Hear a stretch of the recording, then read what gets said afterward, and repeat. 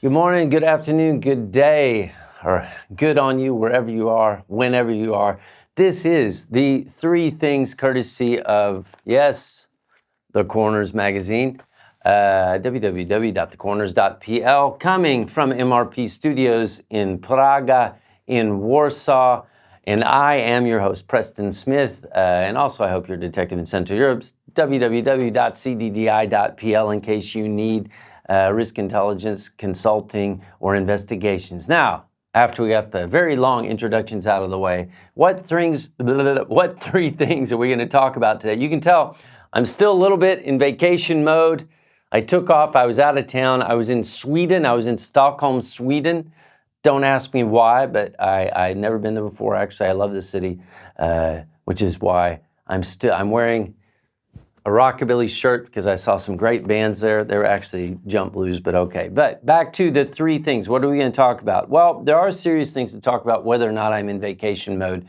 One is the Balkans in general. So we're going to get into that because we are still sitting on a powder keg in the Balkans. We talk about the war in Ukraine.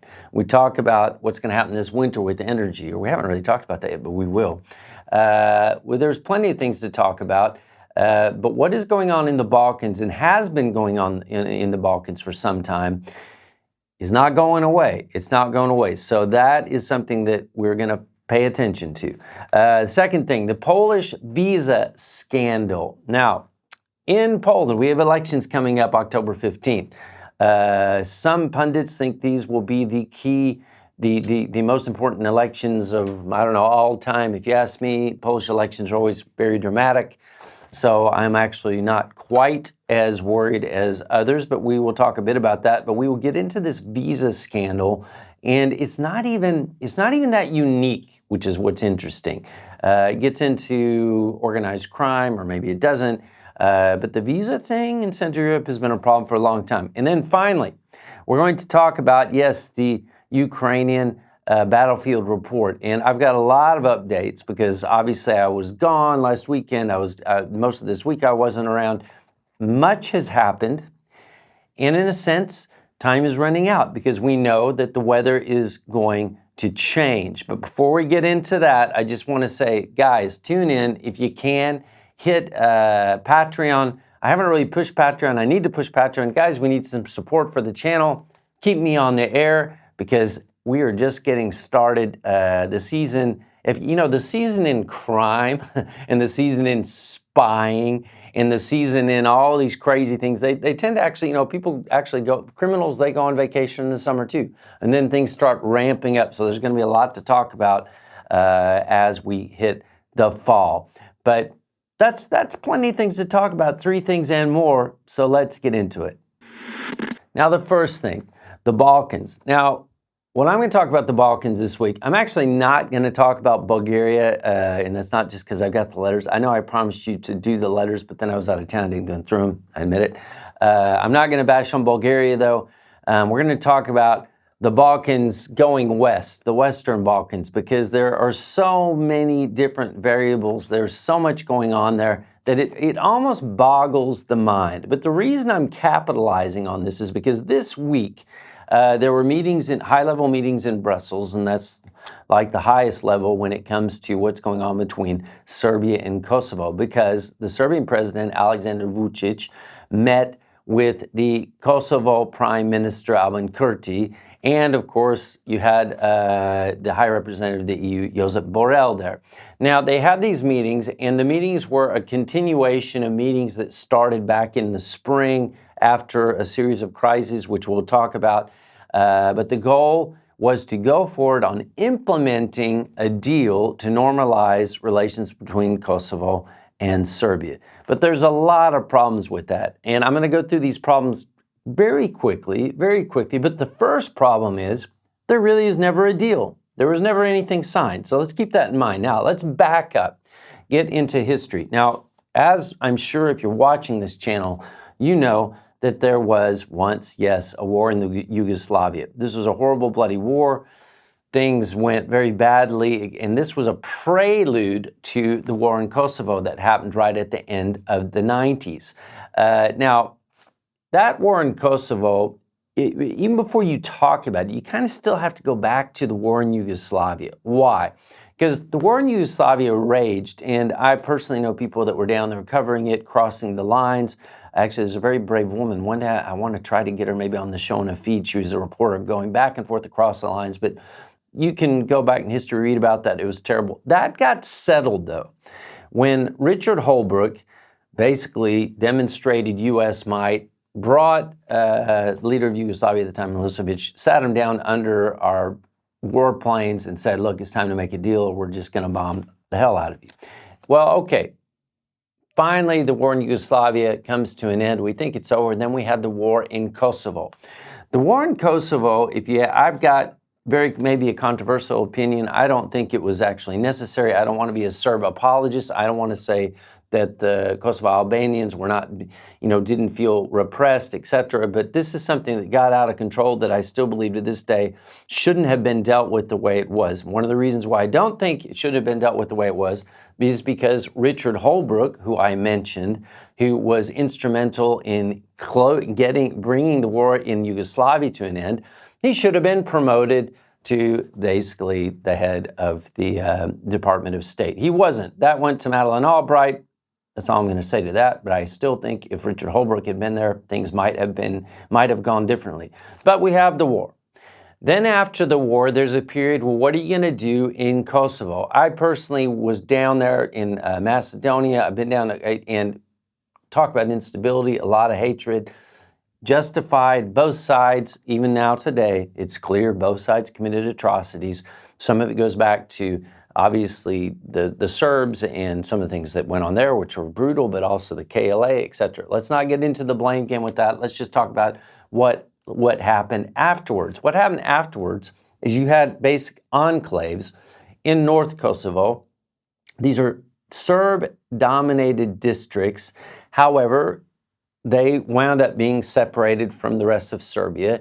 And over time, the stories became very believable that they were being repressed themselves. Now, this gets into, again, I'm not going to be a Serb apologist. I'm not going to be an apologist for the Kosovo Albanians, but the headbutting began. One of the reasons, though, why the headbutting began is because there were a series of intense talks that went all the way to 2013 to try to create a system that was going to settle down the region and maybe lead to eventual normalization. But the first step was to give these Serbs that were still in Kosovo a sense of self-government, okay? So we got into something that was promised, that was going to be called the Community of Serb Municipalities. Now, why is this important? For some of you probably already tuned out, you're skipping forward to the next section, no problem. But this is very important, that's why I'm talking about it, because to this day, it has never been enacted. That community of Serb municipalities in Kosovo was going to allow self-government. It was going to be kind of like Serb enclaves in Kosovo, even though Kosovo one day might become recognized as an independent country, which is what the EU wants, what the US now wants, not what Serbia wants. But wherever you stand, this was something that was agreed upon and promised back in 2013. It's never happened. Now, despite all of the headbutting and the accusations from both sides that have happened from then until now, that's another decade gone by, this is a stumbling block, and it's something that the Serbs legitimately can bring up every time that there is a problem or potential escalation. And we've seen potential escalation again and again. This started, but one aspect of this happened last year when the Kosovo government suddenly said, look, we're a separate country. People have to have driver's licenses from here, IDs from here, which is not something that actually would be beyond the pale. Serbs, though, living in North Kosovo were like, oh, wait. No, I don't agree to that. I'm going to use my Serb driver's license. It has to be accepted here. My Serb ID. This became a huge tension point escalation. Serbs put their troops on the borders. The Albanians, the Kosovo Albanians, well, kind of freaked out at that point. The EU got upset, everybody. And then we moved forward, and there was another issue. Then you had an issue where suddenly they decided to have a mayoral vote. The Serbs actually boycotted the vote. Only 3.5% turned out in those districts, but the Kosovo government decided, well, we're still going to honor the vote, and so suddenly have ethnic Kosovo mayors. The Serbs didn't like that. They rioted. You can get where I'm going, tit for tat, going back and forth, back and forth. Well, back in the spring, as I mentioned, the EU pressed both sides, and the US too, to actually get some sort of normalization agreement in progress, because you can't have a war in Ukraine going on and have potentially a blow up in the Balkans. Well, both sides came to the table. They talked about it, this, that, maybe we can agree, maybe we can't agree. And then the EU basically, and that goes back to Borrell, Josep Borrell, came out and said they've come to an oral agreement, or everybody's on the same page. We're going to move towards normalization and implement this. The only problem was nobody was really ever on the same page. And if you take a look at what Vučić said the whole time, regardless of what you think of him, man, that just wasn't really true. It just wasn't really true. Now, we jump forward to where we are now. And this gets very, very interesting, because over this period of time, we started seeing frustration from both the EU side and the US side with Kurti in Albania, which brings in another dynamic. It appears that the Albanian president, Kurti in Kosovo, it appears that the Albanian president, Edi Rama, doesn't get along with Kurti, who is the Kosovo prime minister. The Albanian president seems to get along with the US. The EU, and to some point, the US are getting frustrated with Kurti. In fact, it appears that maybe the Albanian president, Edi Rama, gets along okay with Vučić in Serbia. Obviously, Serbia doesn't get along with Kurti. This goes round and round and round, but clearly there is some frustration with Kurti from various sides. Well, suddenly this week, they had this meeting, and there was a lot of talk about this meeting. What's going to happen next? Are we going to get on this road to normalization? Well, they had the meeting. Oddly enough, Borrell comes out and he has a tweet. And one tweet is, "We tried hard, but unfortunately it was not possible to bridge the differences today," which is very diplomatic. But when he was pressed in a press conference, he basically said, he said it, it's very clear, that Vučić was ready to make a deal, but he did want this community, this municipality of Serbs, which the EU said, yeah, we got to do that. That goes back to 2013. And Kurti said no, he's not going to do it. He said, we'll do that after you recognize Kosovo as an independent state. Well, there's no way that's going to happen, because if Serbia or any other countries, the rest of the countries, and this would become UN recognition, the rest of the countries in the EU that currently don't recognize it, like Spain, if they recognize it, well, suddenly it's an independent country. They do what they want. There's no leverage. The communities of independence of this ethnic Serbs, well, that CSM, that community of Serbian municipalities idea is lost. There's no leverage, so that's not going to happen. So it's very clear, and Borrell said, yeah, Kurti stopped it. He blocked it. He's not going to do it.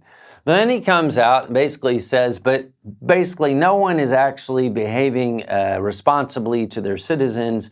You need to get back on track unless you just don't want to join the EU one day, which basically is telling the Serbs that you're going to have to come to an agreement no matter what, or you're going to lose your chance at the EU, which has been vaguely promised to be 2030.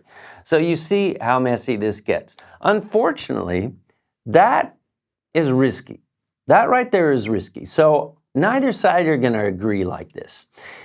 The risk of some sort of escalation, even if it's sort of brought on a bit from the outside, because obviously Russia would love this, right? The risk of escalation goes up the longer this bizarre limbo of resentment continues, and argue that the ethnic Serbs in Kosovo actually at this point really are getting pissed off. But the longer that goes forward, the more risk there is. But there's another factor, and the other factor goes to Bosnia. Now, when we get to Bosnia, right, and so we're now going back to the Yugoslav War, we're going back to Richard Holbrooke. after that war was over, they also came up with a system of governance for Bosnia that unfortunately doesn't really work. In fact, it's really a freaking mess.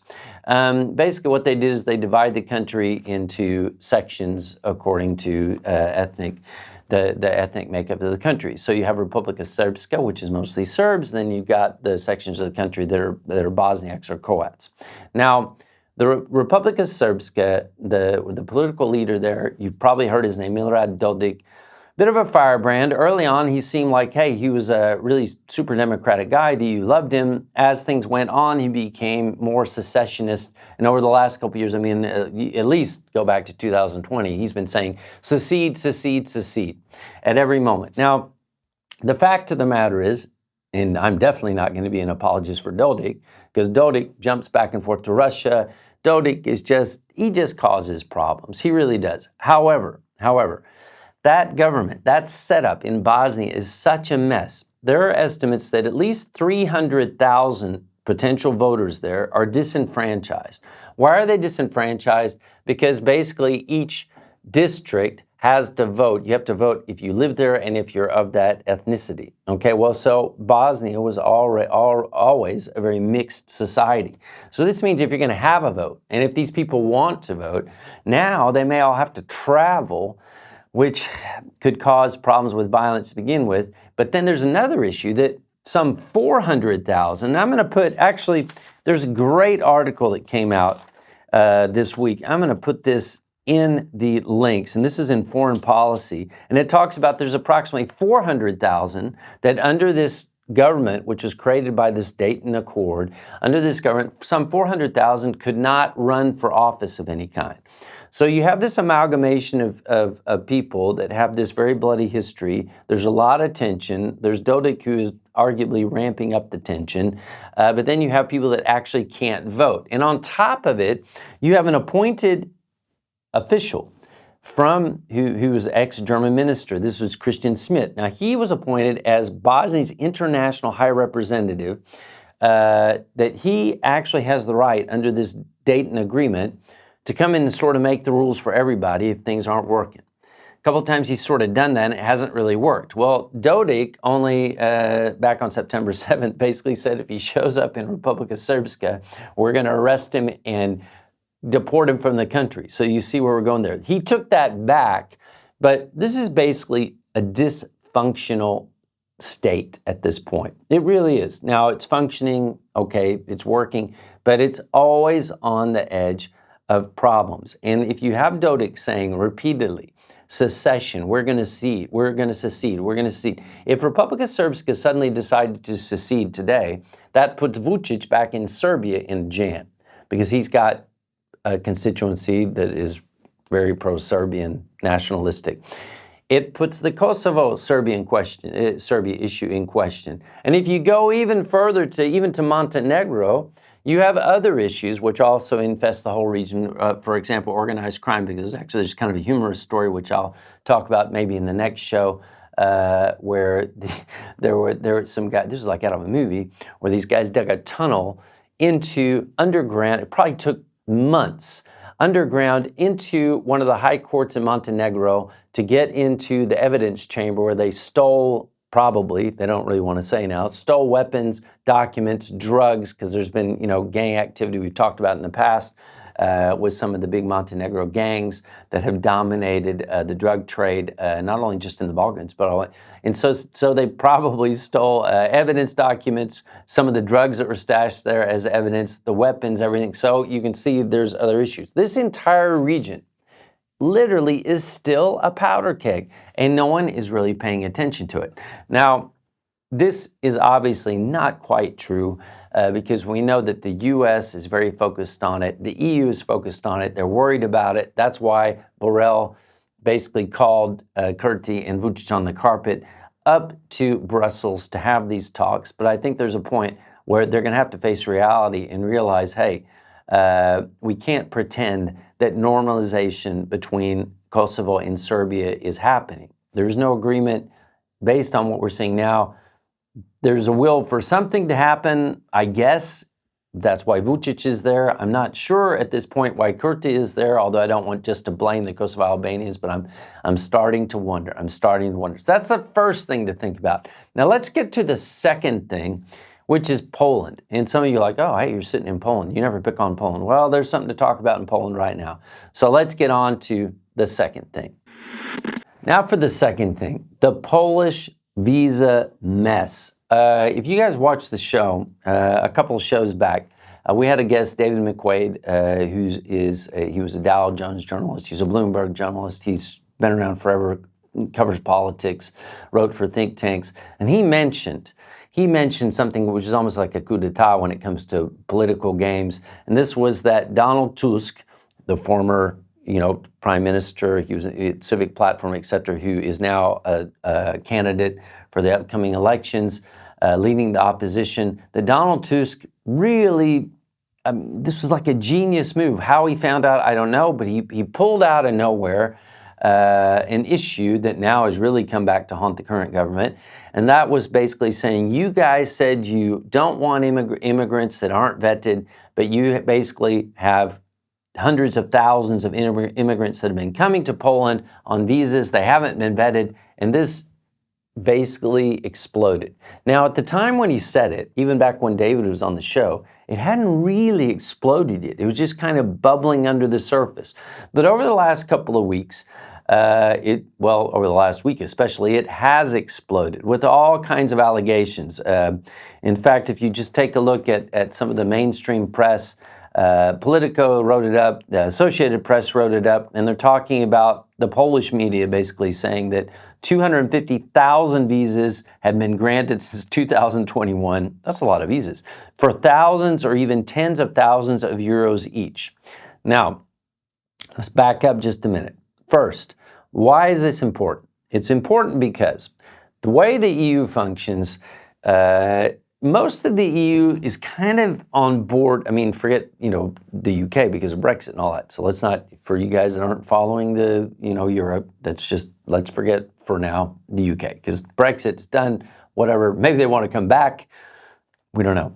But for most of the EU, they tend to get lumped together as everybody kind of pretty much on the same page, except for Hungary, Viktor Orban, kind of the bad boy child of the EU, and Poland, which I think often is really unfair, to tell you the truth. Now, I'm not saying that I'm all up for everything that law and justice this current government has done, especially when you get into the way that stacking the courts or alleged stacking of the courts, and there's plenty of issues. We could sit here and rag on peace all day, just like you can rag on any. But I do think that if you compare the Polish government with even the French or the Italians or whatever, sometimes you're like, well, maybe it's not so bad. However, it is definitely true that peace sometimes can come across maybe heavy-handed and not that PR savvy, especially with the West. And there are issues that are not seen as being, let's say, politically progressive, everything from abortion to LGBT rights, etc. Now, and I'm not going to try to take a side with that. But what has happened now is that we had a situation where law and justice were definitely just building up a lead to the point like, gosh, man, these guys might just take parliament and that's it, done deal. They're going to be in power again for who knows how long. But suddenly we have this crazy visa situation. For a number of pundits in the West, they're celebrating because they think, oh, this is going to undo the law and justice domination, the peace domination of Poland, and give the opposition a chance. And you know what? It just might. But let's back up and take a look at the facts. I think what we're going to see is over the next couple of weeks, it's going to go one of two ways. It's either going to get a lot worse for peace, or suddenly we're going to kind of hear this sort of drown out into a bit of a sniffle. The reason is this. I've seen visa scandals before in Central Europe. This is not unique. In fact, there's a huge Hungarian visa scandal which has gone on. And this one I really don't have any doubts about, because this came as kind of a decree from Orban. He basically said that if you have any kind of Hungarian background, we're going to give you not just a visa, we're going to give you basically citizenship. And so you had Hungarians everywhere, Romania, all over, you know, there's plenty of Hungarians that don't live in Hungary, just like there's plenty of Poles that don't live in Poland.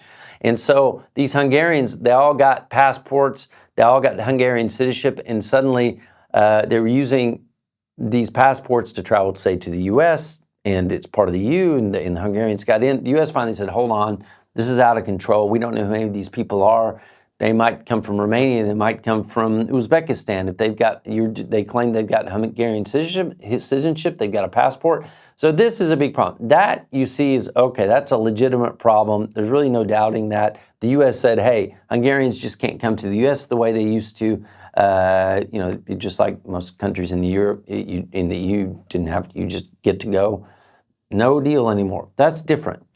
There have been other countries in the EU, I'm not going to name names right now, that have had problems pop up with accusations of people wanting money to get visas. To tell you the truth, in some ways, the U.S. Embassy has been accused of basically being a money machine for years and years, because when you used to go to the U.S., if you were Polish, to the U.S. Embassy, and you'd have to pay, I can't remember what it was like $300 to try to get your visa, and a lot of people just didn't get them. There was a line. It was just like a money-making machine. So there was always kind of these kinds of accusations anyway. But when it came to just paying an official, paying a bribe to get visas, those things did come up. But however, what I've never seen, ever, is something that came up in mass, like 250,000 times $5,000 or $10,000 each, because how would that work? The way that has to work, and this is why it's going to go one or two ways. The way it has to work is you would have to have different officials, not necessarily ambassadors, but staff in different embassies or consulates, actually, Polish consulates in different locations on the take, all doing it. Either they didn't know that everyone's doing it, or they did know and keeping it basically a secret for some time. On that kind of scale, when you think of how many this is and how much money this is, that is very hard to believe. Now, the Polish Prime Minister, Mateusz Morawiecki, came out and he basically said, look, yes, there is an issue, but we're talking about hundreds, not 250,000. We're talking about a few hundred. For me, that is far, far more believable. Now, we know there's an investigation. We know that there have been officials that have lost their job, or maybe even they go back and they're trying to blame the former Minister of Defense, Radosław Sikorski. Once he was Civic Platform, then he went to Peace, and then he just got, he got booted out when the Civic Black side got that turned around. But he's gone. He's not around anymore. Don't worry about it. However, we know there's an investigation trying to get to the bottom of the matter.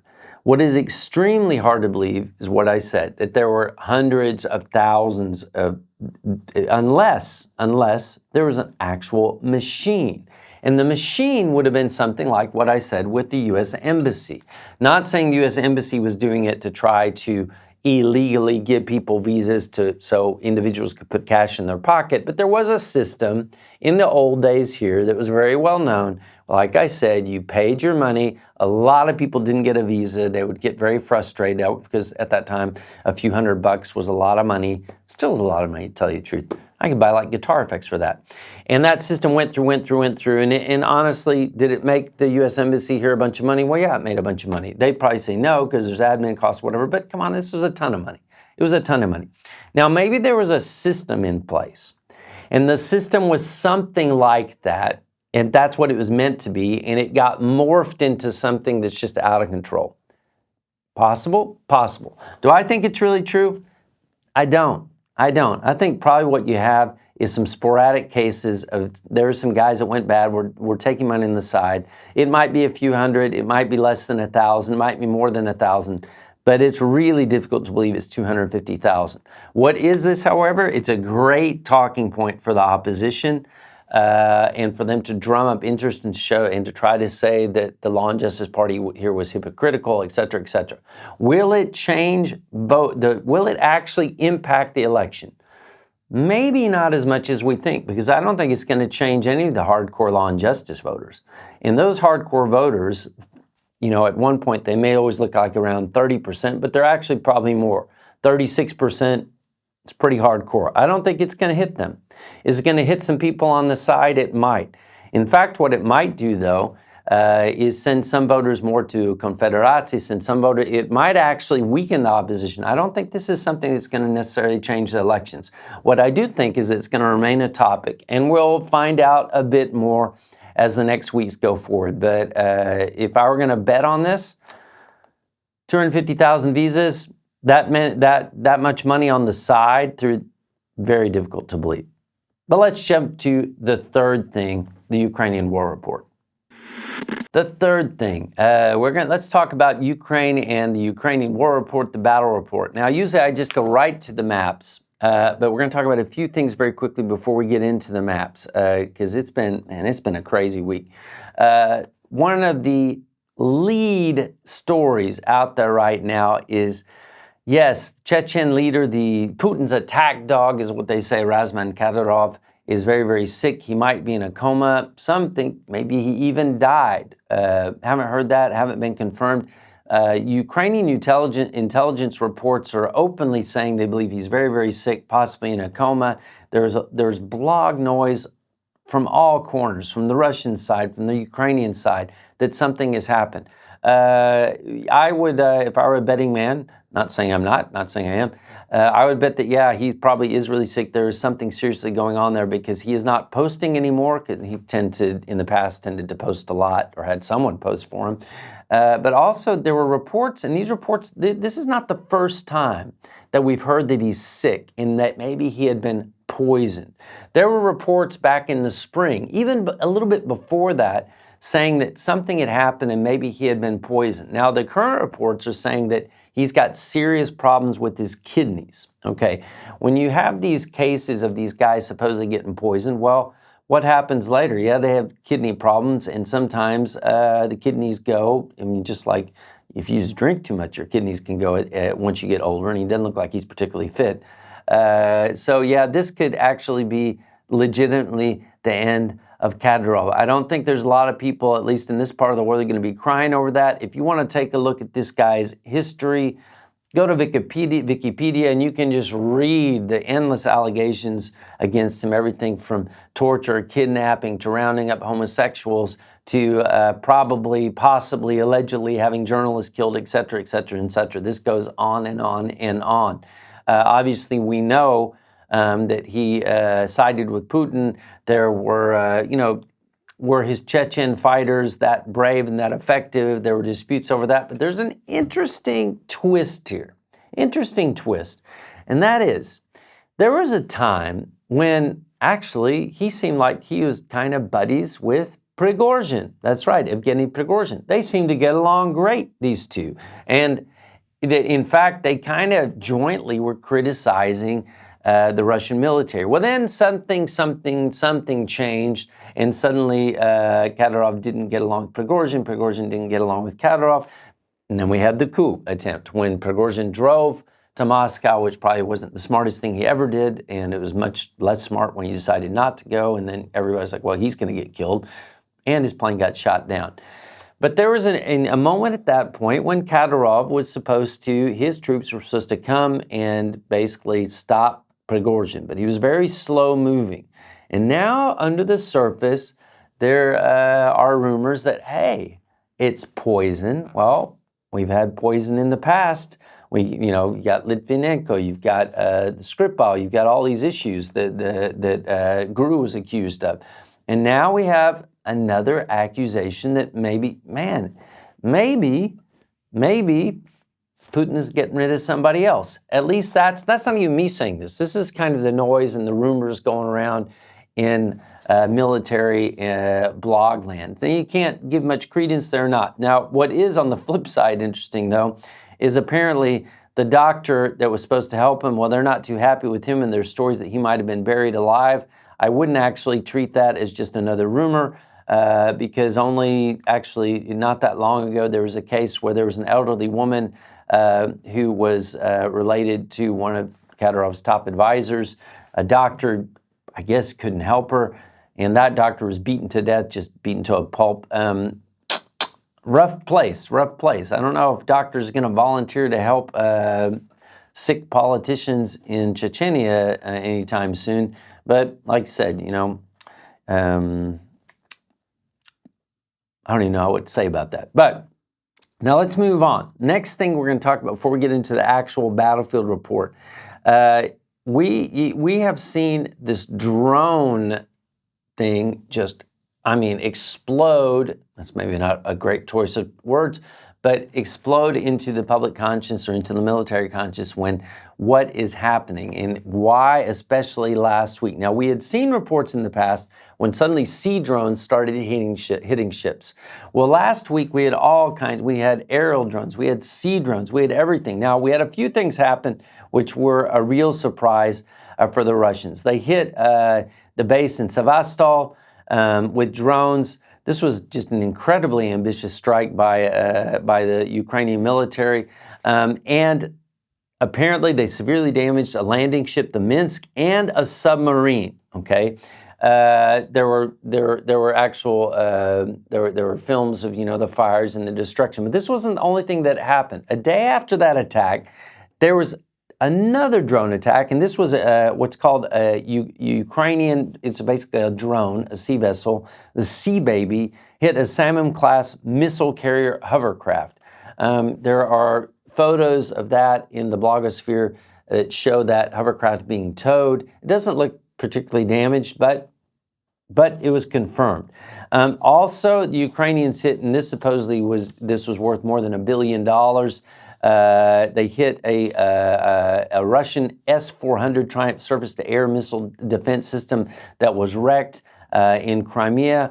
They've just been, you know, the Ukrainians have really made better and better and better use of these drones. And we may see mass attacks of sea drones again, and the Russians are having a hard time dealing with it. I read an analysis which talked about, yeah, if there are a few sea drones that are attacking a Russian ship, they can turn their guns on it, probably knock them out before they're struck. But if they're attacked by many at once, it's a huge problem. And apparently this gets into any kind of trying to sight, like right down flat on the horizon on a flat-shaped sea drone that doesn't have any elevation over the ocean. It's not quite a torpedo. Very difficult to stop. And it looks like we're going to see more and more of this. Now, here's the flip side. This gets into, again, that the Ukrainian, not necessarily propaganda, but the Ukrainian angle of when they're successful sometimes supersedes some of the more sober realities that we also need to take into account. One is that the Russian war machine is gearing up.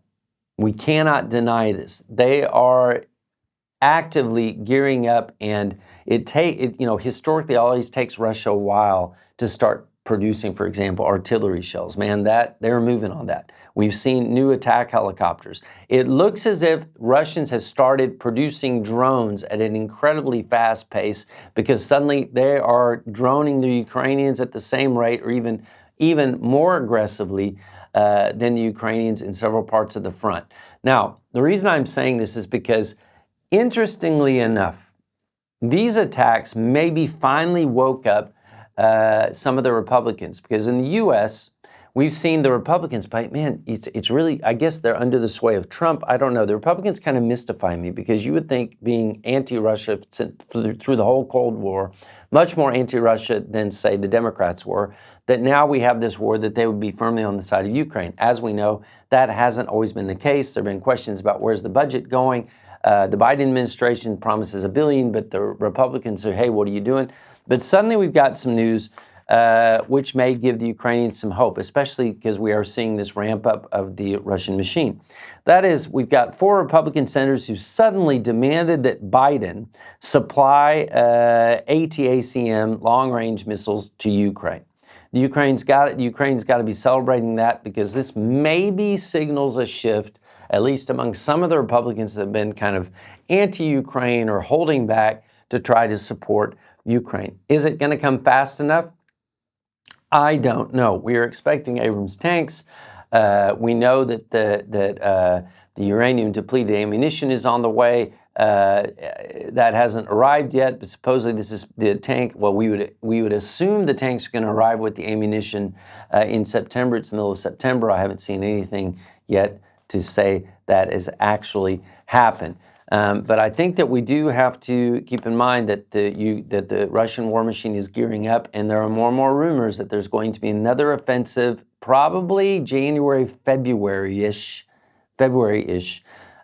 which gets back to, are the Russians just mostly trying to hold ground to force the Ukrainians to waste soldiers and equipment and artillery while they're quietly building up? Don't know if I believe that yet, if I believe it, but I'm afraid to completely disbelieve it. Now, let's go to the actual battlefield report and talk about some of the things that are happening or happened this week and even happening now. Okay, we're going to start in the south. Okay, we're going to start way in the south in Kherson, and this is interesting. Now, a few shows back, we talked about the Ukrainians. They had this foothold in Kozachi-Lahiri. Then they were forced out of it. The Russians turned their artillery, wiped out everything. They didn't have anywhere to hide, apparently. Whether or not they were wiped out or they managed to pull back, never actually found out. But a few things have happened in Kherson which are quite interesting. One is that the Ukrainians ordered basically a mass evacuation along the Kherson lines. This may be for a few different reasons. One reason may just be that because there was population there, that it was too difficult for the Ukrainians actually to have their troops in there and to try to actually do anything militarily valuable while worrying about civilians. There's always, the possibility that the Ukrainians sense that there could be a Russian offensive, or just that the Russian bombing and sometimes the heavy bombing was just too dangerous for civilians, but they evacuated along that line. However, what we keep hearing and keep seeing and reading, and there's, again, talking in different blogs from both sides, is that there's a Ukrainian buildup there, reinforcements or a buildup. Now, this brings into question, what are the Ukrainians going to be up to there? It's very difficult to say. There are some have claimed that, again, the Ukrainians have tried to get across the river, or they're in the islands, and right across from Kherson, where they've gotten across to Dacia, or that's where they want to go. I don't know. Very difficult to say. It is true that Russia, on the other side of Kherson, in that area, Russia is extremely vulnerable. They do not have, say, the defensive works, the Surovikin line that you see, say, further north in Robotnia. However, to get across there and to do anything serious there, that's like an amphibious invasion. That means they've got to get across, they've got to have a large bridgehead. Maybe they got to start building. If they build bridges, I think the Russians are just going to bomb them. I don't know how they're going to do it. If they could get across, that's going to be really something else. Very hard to believe, though, but something does seem to be brewing down there. And if the Ukrainians were successful there, it would definitely have an impact on it'd have a definite impact on Robotnia, on the Zaporizhia front. Now, let's go to Robotnia. Now, if you take a look, now at first I showed you this map, and I showed you this brief map of Kherson, right? I'm going to show you a little bit of what's going on in Robotnia from a couple of different angles here, right? That maybe will sort of help you. Now, you see first a close-up of Robotnia, and what is basically happening now. Those kind of diamonds, those are Russian forces. I'm not going to get into whoever is, which battalions or whatever. But if you take a look to the west of Robotnia and you see the grayish pink area, that you could say that represents a push to the west, because you have a lot of Russian forces built up on that side, and they were shelling, shelling the mess out of Robotnia, and causing a lot of problems for the Ukrainians to try to get anything moving through there to go down to Novoprokopivka. Now, pushing west actually puts pressure on the Russian forces, and that's smart, and I would expect them to continue to do that, and it looks like they've had a little bit of success. We kept hearing they're on the edge of Novoprokopivka, and I still can't pronounce that, even though this is like third week in a row, but we're not seeing a lot of progress. Where we are seeing some interesting developments potentially is towards Verbove. Now, when I say towards Verbove, driving straight towards Verbove, where you see Verbove there, and also more to the south. Now, if you take a look at the next map, which is basically a satellite map, but with the actual lines, the Russian battle lines shown. And this is going to be kind of hard to see because you kind of see how these lines look. But if you go up kind of to up to the top right corner of that map, and you see where the two lines almost intersect, and there's a gap. Well, if you look closely, you will see that's kind of this peninsula of Verbove that the Ukrainians tried to drive in through. It doesn't look like they're trying to do that now or they're not successful, but instead they're kind of trying to cross through the lines and go more straight south. But look at what happens. If you take a look at the bigger map where you've got all of the trench lines, the Russian defenses lines put in, you see what a task this is. If they drive straight through Novoprokopivka, they've got to get through the next lines, which you can see, this is Solokobalka, around there. If they go to Verbove, you can even see this gap in the lines if you're going to go straight from Robotnia, more or less, into Verbove. That has proven more, it was a great plan and they started to do it. That seems to have proven more difficult than they thought. But what may have happened is that they're able, in a sense, to kind of round that corner or to just cut across those lines, and then they're going to drive, let's just say, more or less in the direction of Pishtini. You can see Pishtini down there. This is still going to be a very hard go. I know that there is a lot of hope that this is going to be the big breakthrough. I've got to say, I mean, from everything that you hear or you read, or even talking to some of my sources, a lot of this is done with small teams of soldiers. I mean, they've got to lay down kind of the groundwork to demine, then they've got to move forward. Very difficult stuff. There are a lot of casualties on both sides, and there are arguments that are coming from various sources that the Russians are having to they have pulled in some of their, elite forces to try to bolster and stop, basically, literally stop the bleeding down there. Now, these include, I think I mentioned last week, the 83rd Brigade, supposedly the 106th, the 364th.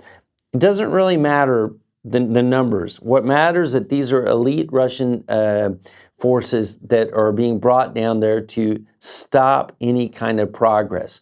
We do know, even from the Ukrainian side, that you can't underestimate how tough the elite Russian forces are. They've taken their own losses. They've taken, it's been a bitter war on both sides. But I have to say, I'm a little bit concerned that there's whether or not, it's hard to believe there's going to be a lot of fast progress there. Maybe they will prove everyone wrong. Hope they do. Let's jump up to Staromayorsk. Not a lot to say there, except for, remember, if you take a look at Staromayorsk and you go to the west, you see Pereutny. I mentioned a couple of times that this gap, this area, if the Ukrainians can make progress between Pereutny and Staromayorsk, this would really hurt the Russians. But the Russians seem to have pushed back hard, and we've seen apparently they've pushed back hard in Pereutny itself. And as you can see by the gray zone, we're not seeing progress. We're seeing more of very difficult battles for both sides. And the Ukrainians may have been stumped a bit there. We haven't heard, I'm not hearing that there's been further progress towards Bosnia, and I'm not hearing that there is necessarily a great deal of progress when it comes to Orozhaina. I think I actually kind of, that map, I probably could have given you a little bit of a better map there, but you see the point. Now, what is interesting, if you go further east and you go to Novomayorsky, there is some interesting, it looks like the Ukrainians are making some progress there, and they've been making a hard push. If you take a close look to Novomayorsky, you see this kind of further north kind of peninsula. I mean, a peninsula is probably not the word, but that part of the city is actually probably controlled by Ukrainians right now, and they're pushing. This is a very interesting development. Now, at one point, as you know, I was quite optimistic that the whole Staromayorsk Orozhaina section could be potentially a breakthrough, because we're also hearing that the Ukrainians had, armor, tanks, everything lined up there. This is slowed down, but the Novomayorsky angle, that's interesting. We may see actually some progress. Now, if you take a look at the next map, you see where that kind of point is. That's Novomorsk. Then you've got Vuhledar. This gets into what the Russians are doing. If you go all the way up, and you kind of can't see it, but you see the arrows that are pushing to the west. That's Marinka. Okay, that's Marinka. Now, what we have heard when it comes to Marinka is that the Russians are really putting a lot into the attacks there. And if you take a look at the next map where you see Marinka and you go all the way up to Voidaine, same thing. It's not as if the Russians are not doing anything if they are not pushing forward. And in Marinka, it looks like they are actually making progress, which is a bit of a worry. I wouldn't get too upset about it yet. But if you take a look at Marinka, you have you've got the 150th Motorized Division, except also in that region, apparently you have the Shogisti, kind of the elite troops that are actually working in that division, in that area too, reportedly. Now, if we go further, still further north, we get to Bilohorivka. Here again, we have reports of intense fighting at Bilohorivka, and there you also have reports of the 331st Airborne, and you've got the Shogisti. Also further north, vis-a-vis, you see Borova. We talked about before, I think that's out of reach right now. We're not seeing the Russians making a lot of progress, but we're also not seeing that they're just sitting static, because kind of, if you read the news now, the tendency will be to think that actually the Russians are all completely on their heels and they're not doing anything. There may be a tiny bit of truth to that. There may be a bit of truth to that in the sense that the Kupiansk front has kind of gone dead, but we're going to get to that in a minute. Let's talk a little bit more. You see this map with Bilohorivka. I put in, you see the Shogisti, the Stormzy troops. You see the different arrows. So this is not just kind of a small attack. This is a concerted attack, although it looks like the Ukrainians are holding fast. Now, let's jump further north to Bakhmut. Bakhmut is extremely interesting this week. Now, why is it interesting? We talked about last week, before I went on vacation, we talked about how the Ukrainians were working on they were attacking to the north and south of Andrivka. They were attacking Klishivka, and they were making progress, and there were reports that maybe they'd already taken Klishivka, they'd already taken Andrivka. Yes and no. Let's talk about Andrivka first, okay? If you take a look at Andrivka, there were reports that came out that the entire 72nd separate motorized rifle brigade of the Russians had just been completely wiped out. This is coming from official reports from the Ukrainians. I want to believe that. I'm not sure if I can. There are some arguments from not just pro-Russian sides, but even from guys that I think are a little bit more objective, saying that they believe actually what they did is they fell back behind the rail lines there, and they were not completely wiped out. Now, there are some logical arguments to believe this. One is, if you see a picture of Andrivka up close, there's just nothing there. It was a tiny place, and it's just wiped off the map. It's hard to believe the entire 72nd would be sitting there. Okay, that's the first thing, and that's not even me making this point.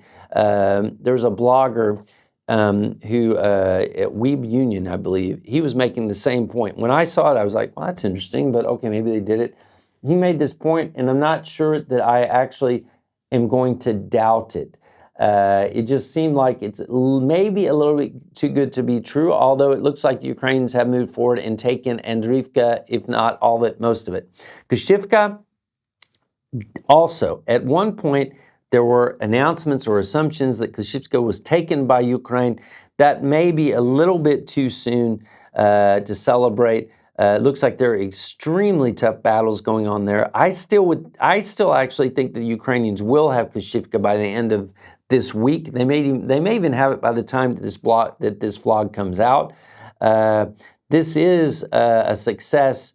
Bakhmut has been a meat grinder forever. But it looks like the Ukrainians are making some progress. Now, north of Bakhmut, it looks like once again there's been fighting around Yahidne Berkhivka, very intense fighting. I'm not hearing that anybody is getting the upper hand on either side there. But if you go further north to Nova Horivka, again, we have a Russian push, okay? And so, you know, we have to dispel the myth that the Russians are not doing anything, that they're just getting blasted. In a way, the Ukrainian media system, the PR system, it's just much more effective. And obviously, it's, you know, when you want to believe in successes, but we can't assume that nothing is happening there. And actually, in fact, we're seeing that the Russians are pushing, and they've probably made some progress at Nova Horivka. But now for the good news, which is also kind of predictable. If we go further north to Kupiansk. Now, once again, we talked about there was the big buildup. There was a lot of worries. Even Zelensky came out when he was being criticized by the U.S., by the West, saying that they're not concentrating their forces enough. For example, saying Zaporizhzhia, you don't have the Ukrainian fists that they wanted down there because they have too many troops in different parts of the front. And he pointed out, look, there's like 200,000 Russians along the northern front, and he was talking about Svatovo front and also Kupiansk. We can't just do that. But then, because of the Ukrainian successes, it does appear that the Russians took some of their best troops and took them down south, and these were replaced, or at least the Russian push around Liman Pershi towards Sinkivka, towards Kupiansk. Suddenly they threw in the 25th Separate Guards Motor Rifle Brigade. Now that brigade, even the Ukrainians have come out and said, look, it's clear they're not very well trained. They were thrown together. The elite forces, some of the elite forces probably left, and now these guys, they haven't been able to sustain the push, which is not that big a surprise, because as we've said several times, the Russians seem to be able to mount an offensive for a week, 10 days, and then it kind of peters out. This one looks like it's completely petered out. That's not to say there's not fighting there, sometimes in very hard fighting, but the risk of a big breakthrough there at this moment seems to have lessened remarkably. Now, that's the end of the three things for this week. We will see what happens over the next few days. And for those of you that have been checking out the corners, the www.thecorners.pl, there hasn't been much up there. Hey, man, I was on vacation. It's one of those things I get to go on vacation too once in a while, like once in like 5-10 years, something like that. But we're going to get that thing moving again this week because there's a lot to talk about. We'll be putting up posts. And for those of you that still want to enter the fiction contest, please enter it. It's churning along very, very slowly. You can write, and if you just have comments, you can write to query at cddi.pl, or you can write to thecornersmag@gmail.com. Otherwise, over and out. Have a great week. Hang in there. And if you guys are in Ukraine, whether you're a civilian or a soldier on the front, look, we're with you. You guys are heroes. Otherwise, we'll talk to you soon, and bye-bye.